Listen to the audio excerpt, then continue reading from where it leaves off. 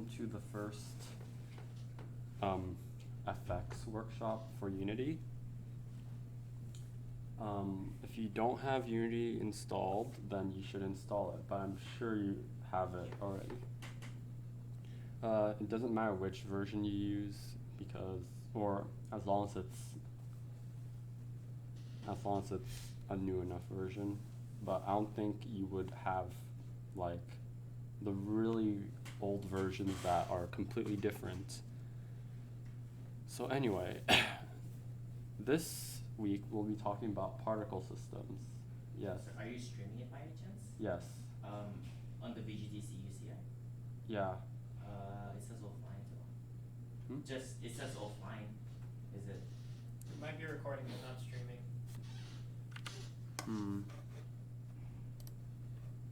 It's Start recording. Oh. You're streaming but not recording. Oh. Do I have just kidding, it's Do I have to be recording? Huh? Do I have to be recording? I think that's. You have to record it for YouTube, if I'm not mistaken. Okay, well, anyway, this week we'll be talking about particle systems. But first, what is a particle system? Particle systems are components that you can add to your game objects that allows it to generate a bunch of 2D sprites to simulate effects that are like flames, clouds, explosions, smoke, wind, fireworks, that kind of stuff. So here are some examples of particles. They're really good for making your game look better visually, and it's much easier than manually creating a bunch of sprites to use as like your effects, because it does it for you. So in order to create a particle system, you can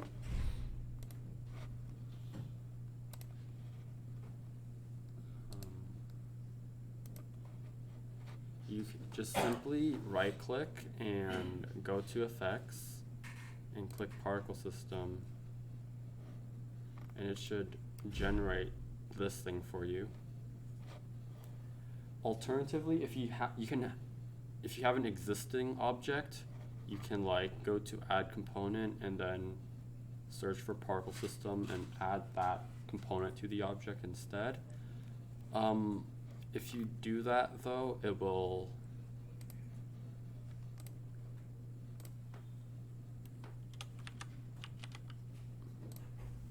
be magenta, because for some reason in the renderer it doesn't set a material by default. So if you do that, then just go to material and find, I think it was default particle, and then it should look normal again.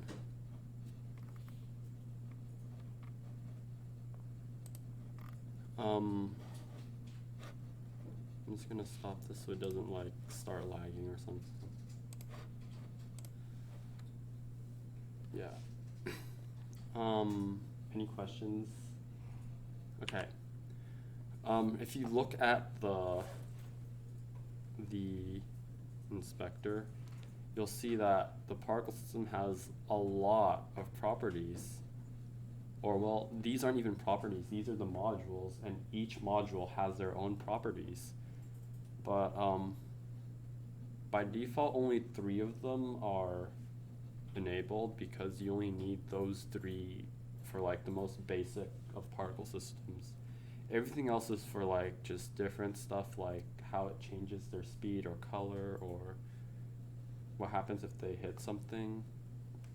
But yeah, that's a lot. So we're not going to go over all of them, or we could if we have time, but I have no idea if we're going to have time, but I have information on them on the slides. So we're just going to talk about the more important ones. So first is the main module, which is the one on top above emission, that one's also considered a module. It's not like a header thing, because that's why I thought it was at first. So the main module has a lot of important miscellaneous things like duration of the particle system, and if it loops, stuff like that. I'm not going to explain everything there, but basically there's some that might be confusing, like pre-warm means, so when you start the particle system, it starts to like generate particles. But if you pre-warm it, then it like generates particles before it even starts, so it seems like the particles have been there the whole time. So like, if I click play, you'll see the particles start coming out, but if you choose pre-warm, then when it starts, the particles are already there. And there's also start delay, start lifetime. Okay, delay, I think that's self-explanatory. Lifetime refers to how long the particles stay on, or how long the particles are there before they disappear. So if I change it to, say, 1, then the particles will all disappear after 1 second. Speed is also self-explanatory. If you set it to a higher number, it goes faster. Start size, well, how big they are. If you just check mark the 3D start size, you can set each individual axis. So like if you want it to be wide for some reason. Rotation, color. Color is, yeah, not that hard to understand. Okay, so simulation space. This one is important. So by default, the simulation space is local, which means if you were to move the particle system around, the particles move with it.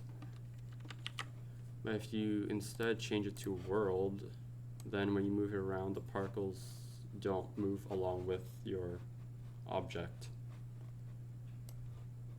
I should close this. Okay. And custom is like local, but instead of like moving with this game object, you can set it to any other object to move along with the custom simulation space.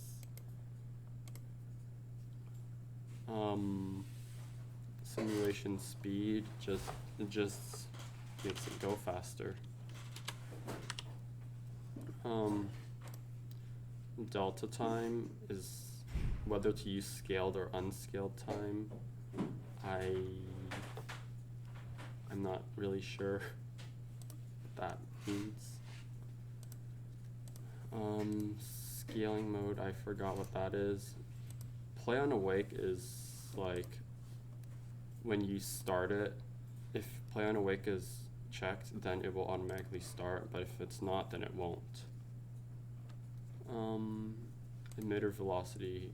So if you choose transform, that means the velocity is by frame but if you do rigid body, it uses the physics engine to calculate how fast it's going, which is like fixed update and stuff. Max particles, yep. Auto random seed, if it's unchecked, then the particles will be the exact same every time you play it. Like it'll still be like pseudo random, but it'll generate this exact same numbers and angles, I guess.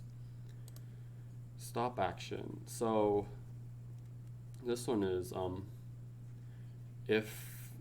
when the particle system is done making particles, what should it do? So disable is, the object would disable itself like that. Destroy means the object will delete itself, and callback means it will just run something in the script. And the other stuff, culling mode is about what happens when it's off screen. So automatic, I don't remember what that means, but pause and catch up is if it goes off screen, it will stop making particles, but once it comes back on screen, it will simulate it as if time has actually passed while the particles were off screen. Pause means it will just pause when the particle system is off screen, and always simulate means it will still emit particles when it's off screen. And ring buffer mode, I have no idea. So that is the main module of the particle system. Yeah, that was a lot of information. Any questions? I do have one. So you said the particle system is to use in place of instead of like making a whole bunch of sprites. Yeah. So that's to simplify for the developers. But would it be easier for the like a low end computers to run with actual sprites than to run a particle system? I think particle systems should be faster than making a bunch of sprites because of how the texture works. Okay. Because I'm pretty sure, or I don't know if this is true, but if you use sprites, then each sprite is like considered a different. I don't know if it draws it like in different calls, but with particle systems, they draw all the particles with like one draw call, I guess. I know it makes it more efficient, that's for sure. The particle system? Yeah. Oh, okay. Okay, next module, the emission module. This one is pretty simple. You can set how fast it emits particles depending on time, distance, and bursts. So with time, it's pretty self-explanatory. Just emit a certain amount of particles per second. Distance is a bit more complicated, but if your particle system is attached to a game object that moves, then the faster it's moving, the more particles it will emit.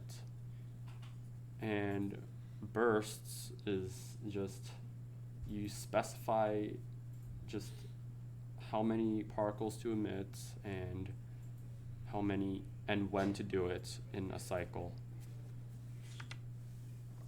So in this case, the duration is 5 seconds.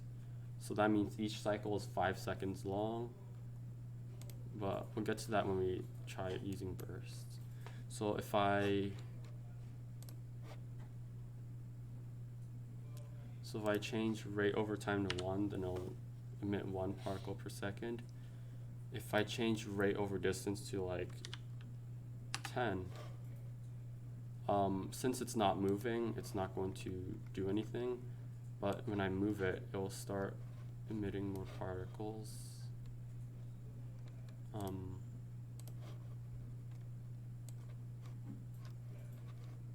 So yeah. And it's how many particles to emit per unit of movement, I guess. So like each of these grid marks.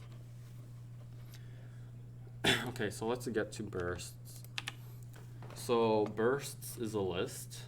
You can add one with this plus.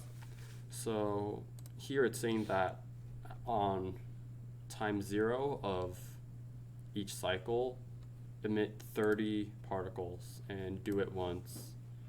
I'm gonna change it to like 5 and do it, say, 5 times with an interval of 0.01 seconds between them. Or no, 0.1 second.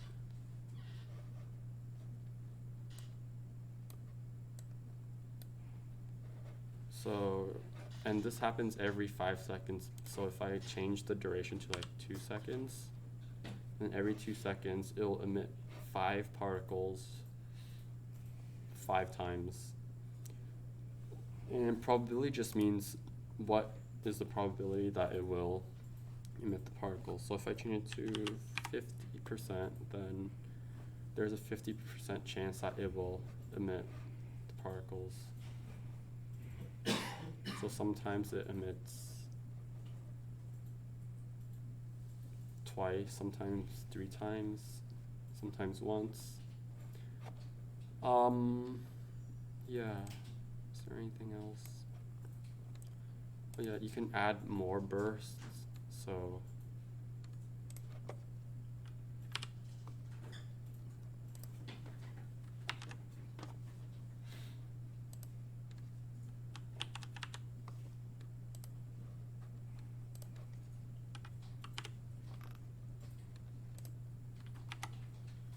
you can get stuff like this.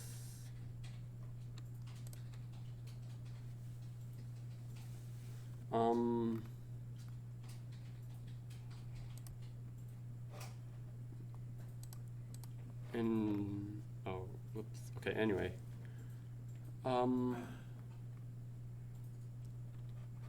Also, you don't have to make it so that it is just a constant number.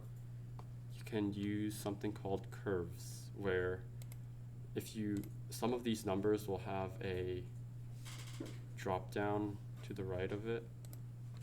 If you click on it, then there's 4 options, which is curve, random between 2 constants, and random between 2 curves. So if you choose curves and you click on it, or you open this thing, then it has a curve. And basically what curves are for is that it sets like a value that's dependent on the time.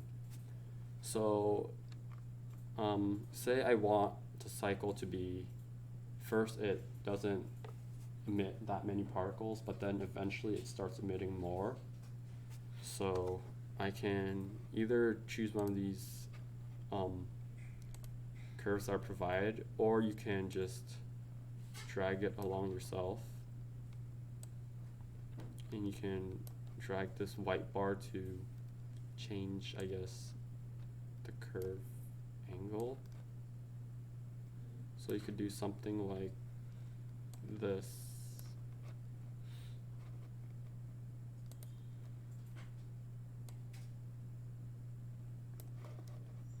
So if I simulate it,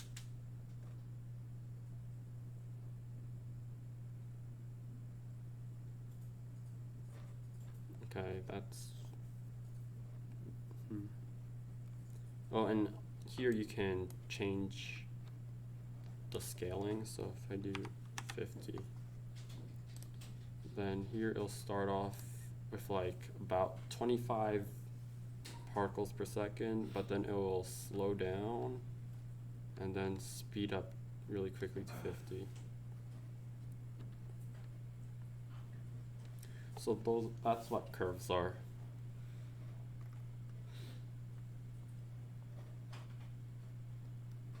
Okay. Any questions about the emission module or curves? Okay.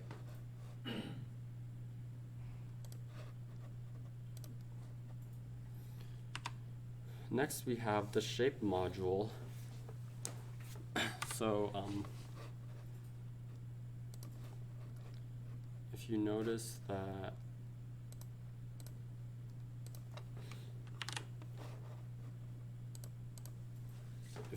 that by default the particles emit in like a triangle or a cone, which is because by default it uses the cone shape. There are a bunch of different shapes, each of them with their own properties. So I can't really explain all of them, but a lot of them have a radius, which just means like how big the circle is. There's also radius thickness, which is just how far away from the outer edge is it going to emit from. And it's a ratio, so if you do, oh, this is not a good example. But, so say if you do radius thickness 0, then it will only spawn particles on the edges. If it's 1, it can emit particles from anywhere in the circle. And I think that applies to a lot of the different shapes. So yeah, if you go to the documentation,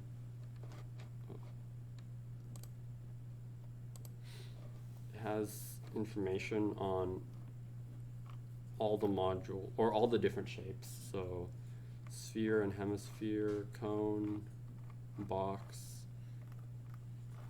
the meshes, and sprites, circles, yeah.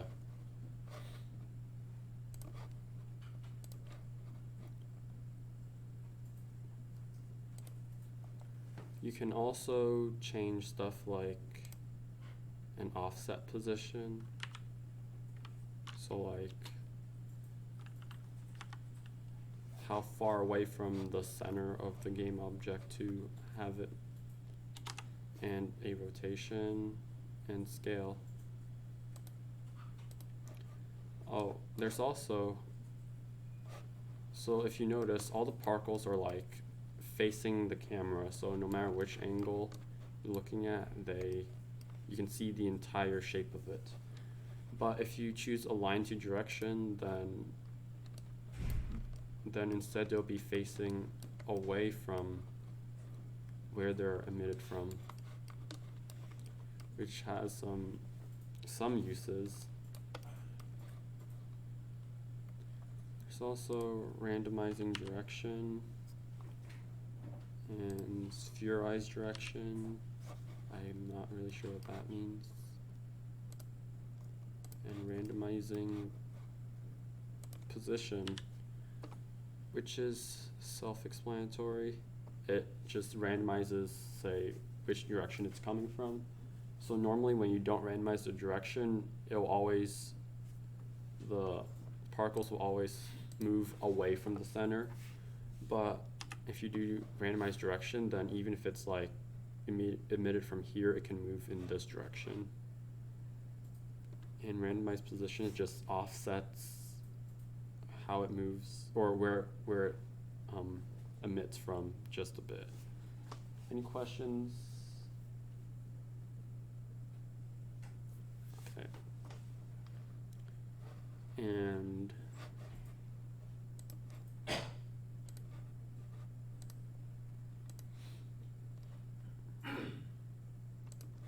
then after that is a bunch of modules where it's something over lifetime or something by speed.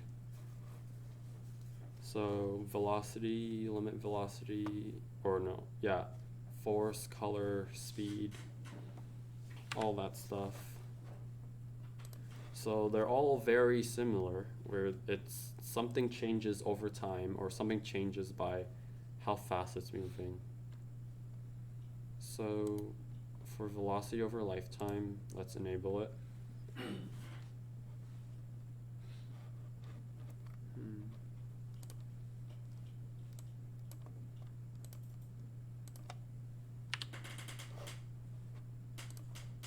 Okay.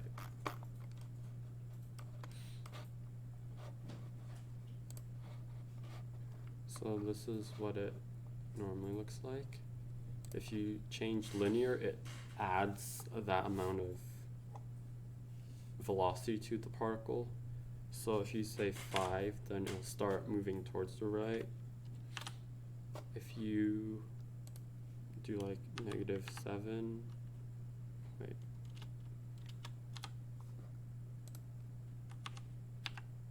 Then it'll start moving down.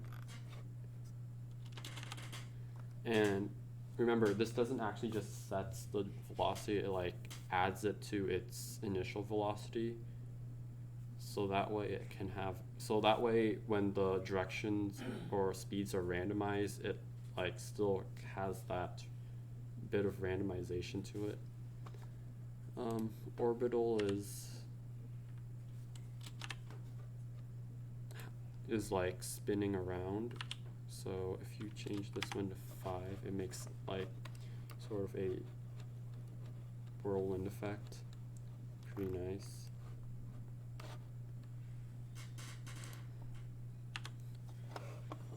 Yeah. A lot of other ones. Radial. So one thing about these is that you can also set curves for these as well. So for example, if you wanted to spin around but then like eventually spread out again, you could do something like this.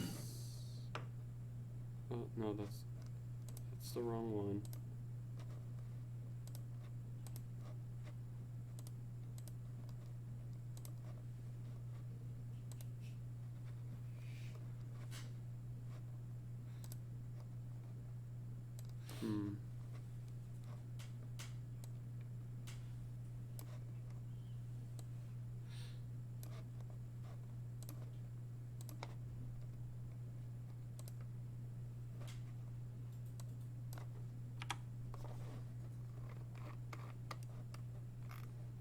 So there. In the beginning it starts spinning, but then as it goes, it starts spreading out a bit more. Because the curve, I set it so that it starts at 5, but then it slowly goes to 0. Yeah, that's what curves can be used for. Any questions about that? Okay, for colors, there's something similar to a curve called a gradient. Instead of numbers, it's colors that transitions from one to another. And if you click on the bottom one, you can set a color to use. So if you wanted to go from red to green, and on the top you can change the transparency of it. So if it starts at red and then it fades to green and transparent. Yeah.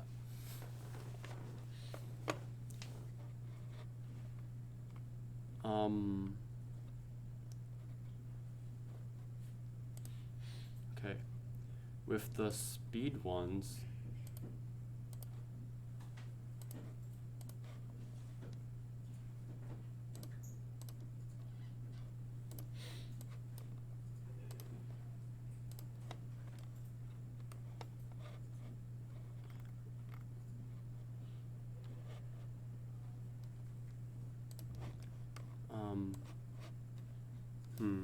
hold on. I forgot how it works.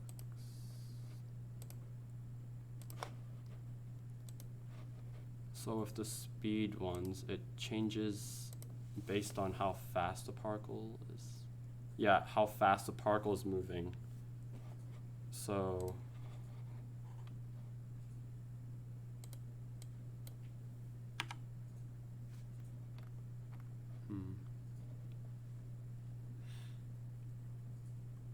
oh, okay. So I have it so that when it slows down, it's red, but when it's faster, it's 5. So if I change velocity over lifetime so that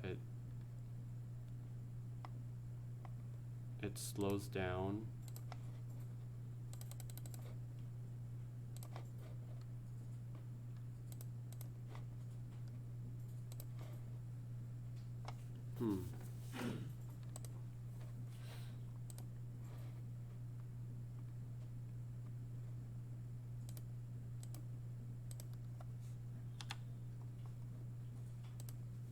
Oh, there we go. So notice how when it slows down, it turns a bit more red. That's what the color by speed module does, and also the other speed ones, like you can have size by speed.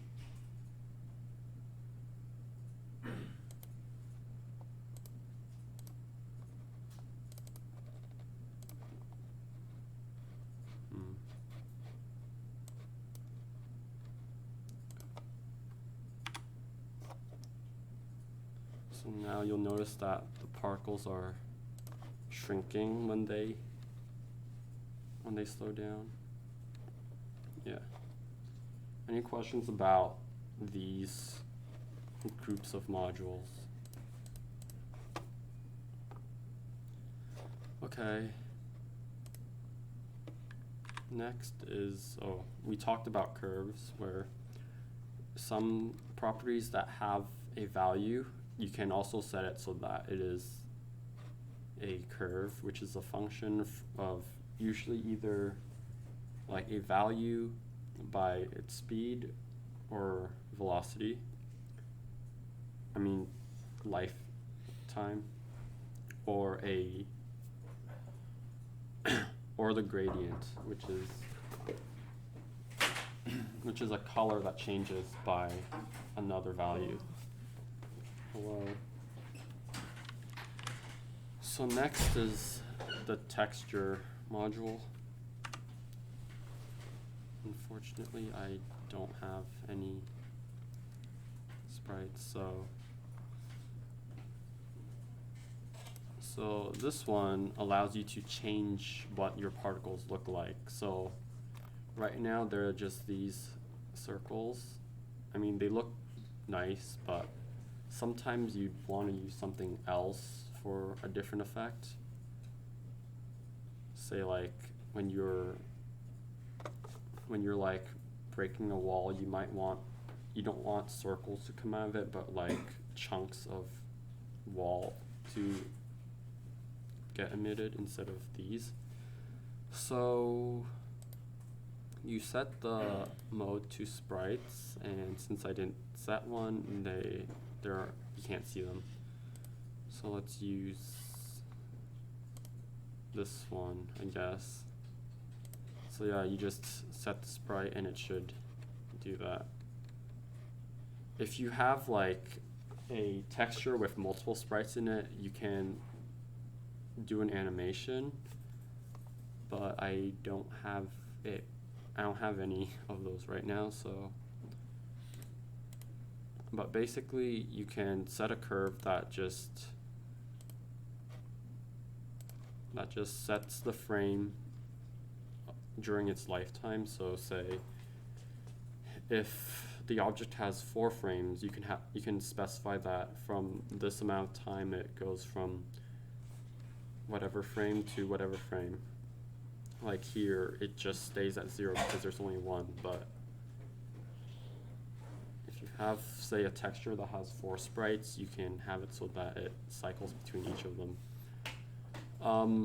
Though if it's going to be just each frame in like an equal amount of time, it would be easier to choose FPS instead. So you just specify how many frames per second it will cycle through. And speed is just, well, if the particle is moving at a certain speed range, it will use a certain texture, otherwise it'll use another one. Any questions about that?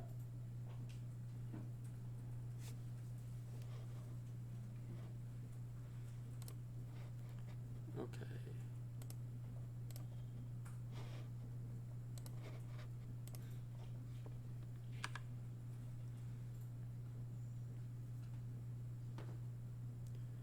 So there are a lot of other modules, but we'll go over them if we have time. So let's talk about using scripts now. So let's create a script.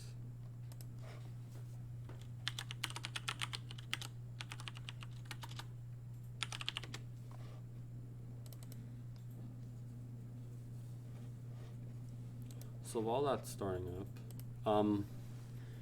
particle systems are components, which means you can access them just like any other component. So you would use get component, and then in the angle brackets you put particle system, and just assign it to a variable so you can use it later. Any questions about this? Okay.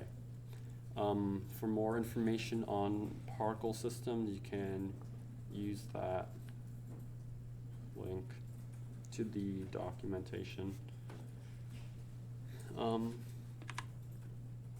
So there are three pretty useful methods you can use for particle systems: play, pause, and stop.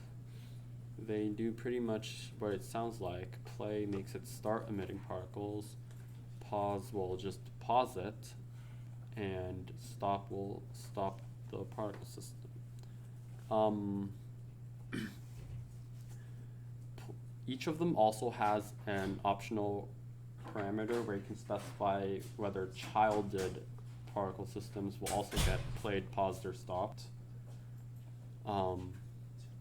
Stop also has a second optional parameter where you can specify whether to like just clear all the particles that haven't emitted already or just leave them until they disappear.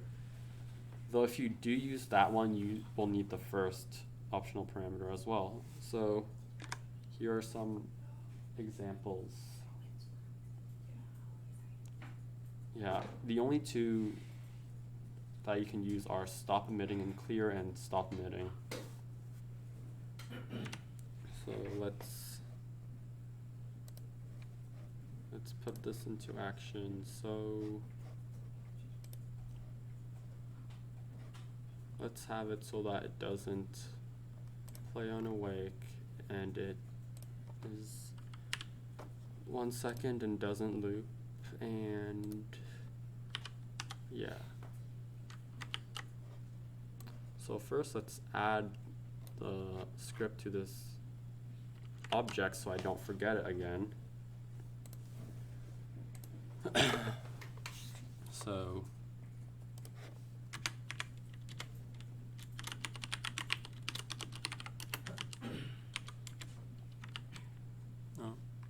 okay.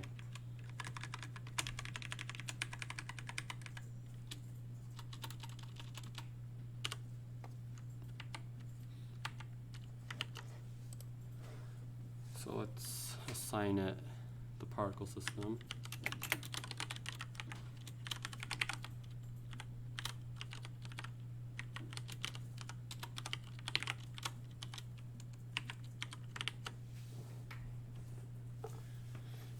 Okay, I did something weird. Any questions so far about the methods? Okay. So let's have it so that after a 2-second delay, it will just shoot particles. So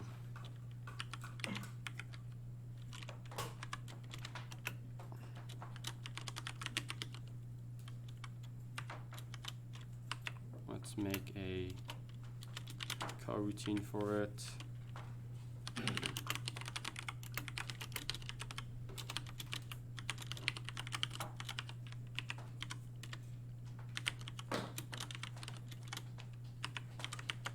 So what this code does is it makes a coroutine where after a 2-second delay, it will play the particle system, and we need to start that coroutine.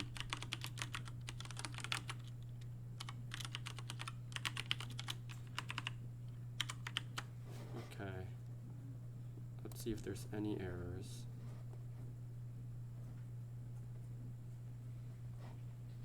Okay, nope. Any questions about this? Okay, so let's run it.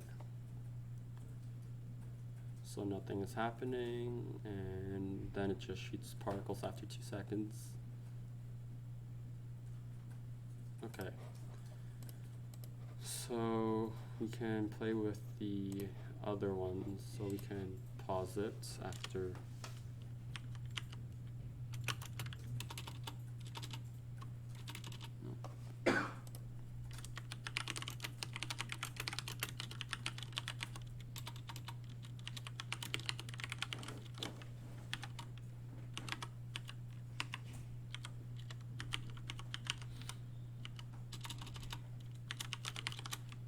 So now,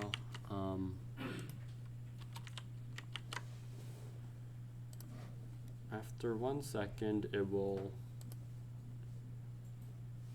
okay, after 1 second, it'll shoot the particles, and then it'll pause after half a second. So pausing just makes it stop moving. And I don't remember how to unpause it. So you can see more information on the particle systems here.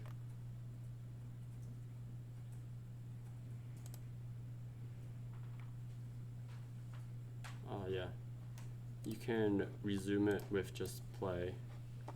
So now let's try using stop.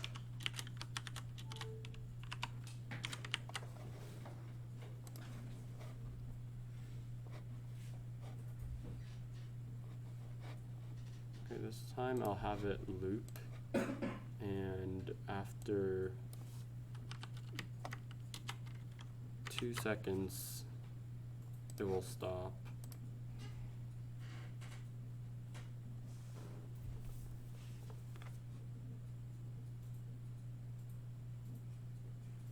Yeah. And if you want it to stop and also clear, you would use this.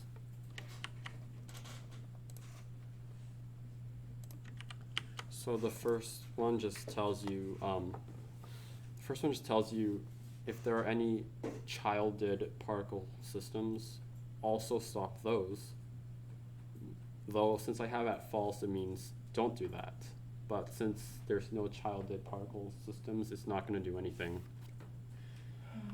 And the second one is an enum that just tells it whether to just stop emitting particles or to also clear it. So this one, it should also clear it.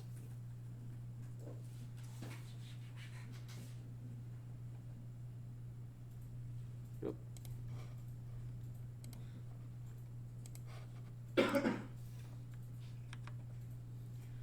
There are other methods like clear, and this one also takes a Boolean parameter where if it's true, it will also clear the childed particle systems. And emit, where it just, emit is different from play, where play is like it takes the data in the emission module and the main module to create like a continuous emission of particles. Emit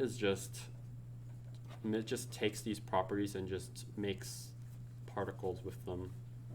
It doesn't follow the cycle, I guess. So let's just have it so that after it clears, it'll just emit 10 particles.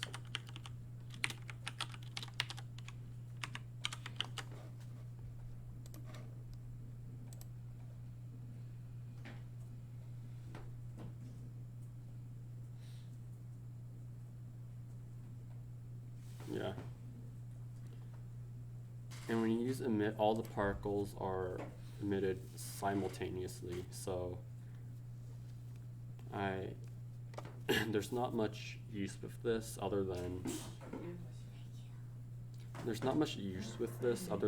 if you need it to emit particles that isn't part of the cycle.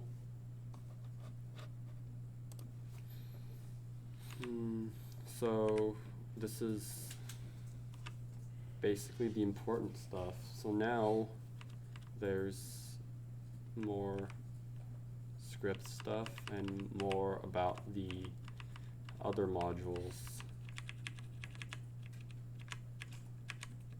How much time do we have left? We have like 14 minutes. So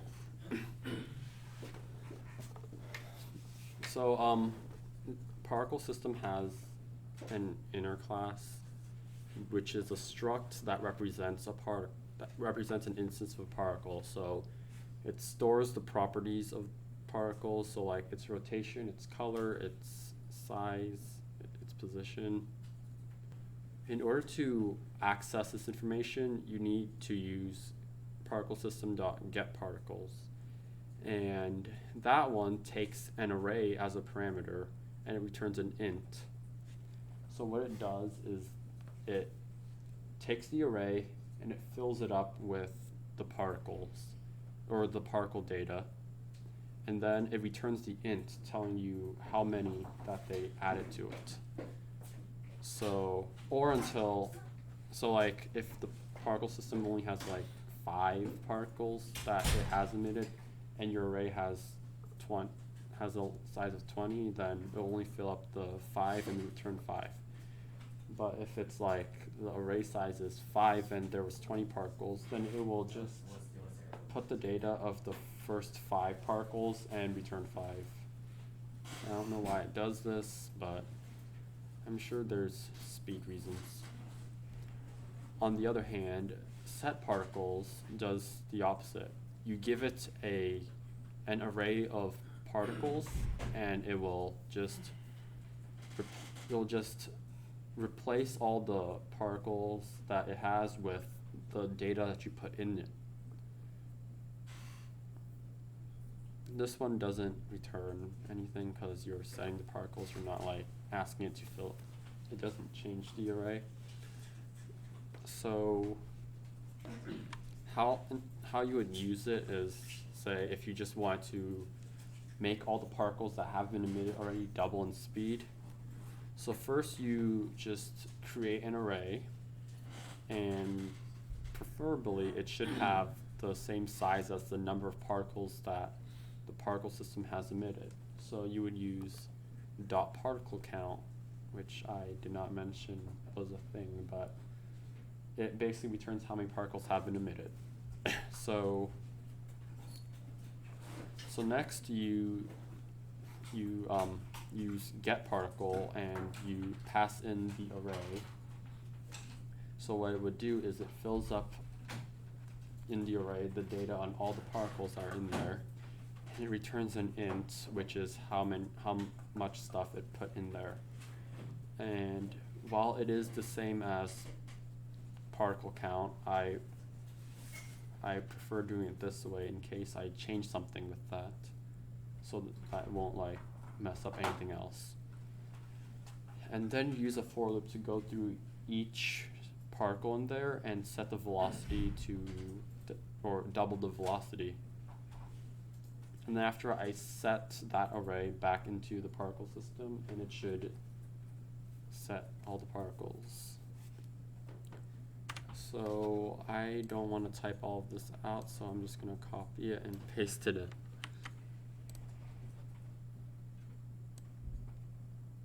So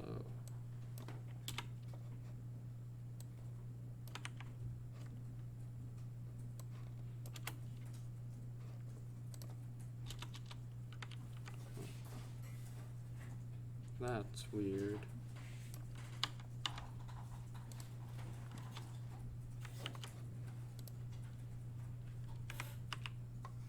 I don't know why it does that. Okay. Any errors?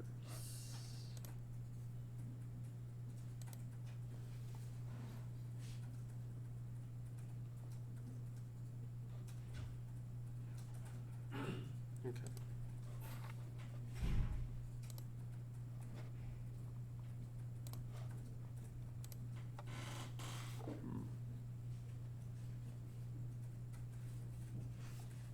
So yeah, after a bit of time, it doubles the velocity of every single particle.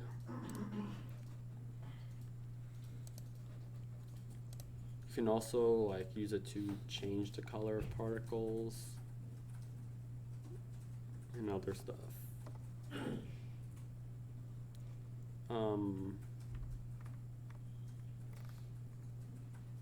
Any questions? Because this one is a bit complicated. Okay.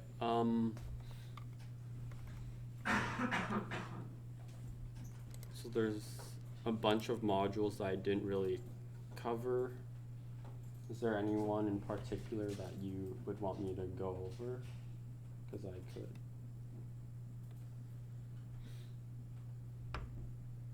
I guess collision, maybe. Oh, collision. Okay. Collision module. Okay, so particles can collide with things, but only if you enable this. There's two types. There's plane type, which is you just give it a bunch of objects and it will treat them as like an infinite plane. Like it doesn't even need to be an object with a collider. But for world type, it only collides with objects, or it collides with things that have colliders that are in the world that exist. So plane type is just specifying, I guess, custom collision for this particle system specifically. A bunch of the other properties just talk about what happens when the particles bounce off, like do their speed change, how much lifetime do they lose, how big is the particle itself. So first let's change some of this. We don't need that.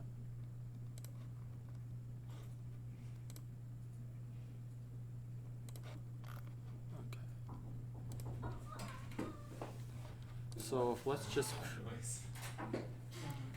let's just create an empty game object, because honestly all that we need is a transform component for the first one.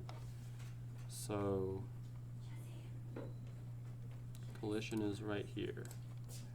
So if you use plane type, you just drag in and you can put as many transforms as you want. But let's just use this. And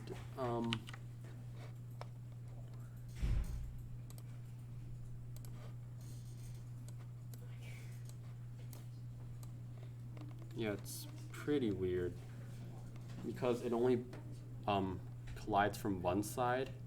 So right now it's facing up. So it treats it as if it's like inside of a wall and bounces it to the opposite side. So you can rotate it.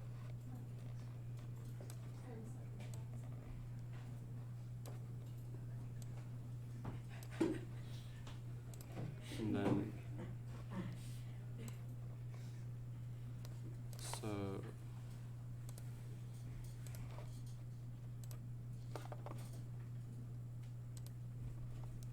so yeah, it just bounces off of this plane.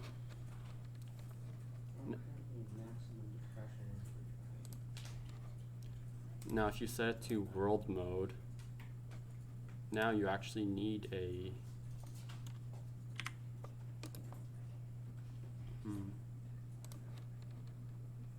so let's just use this and then make it like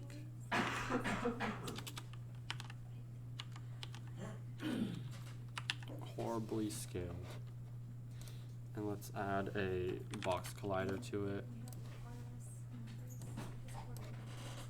And then I guess rotate it a bit. So in the particle system, you can set it to either use 2D or 3D colliders. Since this one's a box collider 2D, I'll be using 2D. And it should bounce off of it. Was that Jacob? Yeah. Any questions? Was it Sungwon? No question. That's pretty useful. Yeah. No, you're working on something. And also,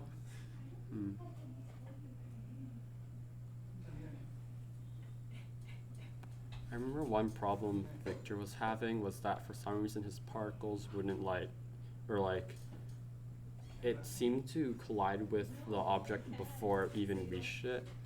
And to fix it, you just change radius scale. Jessica? So like a lower number. So let's say if you set it to 0.5, it should like basically shrink the particle collision size. Oh yeah, and you can also set which layer to collide with. So like for example, this one is the default layer. And since I have it so that it collides with everything, it will collide with it. But if I move that, then it will just ignore it.